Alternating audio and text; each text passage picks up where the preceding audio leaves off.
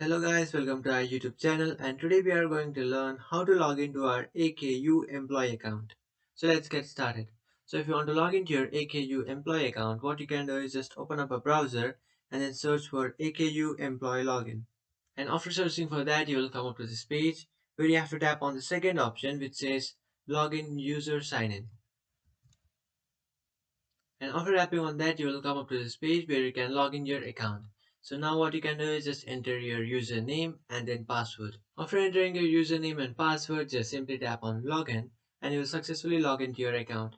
But if you have forgotten your username or password, you can reset or recover that by tapping on forgot your username or by tapping on forgot your password and create a new one.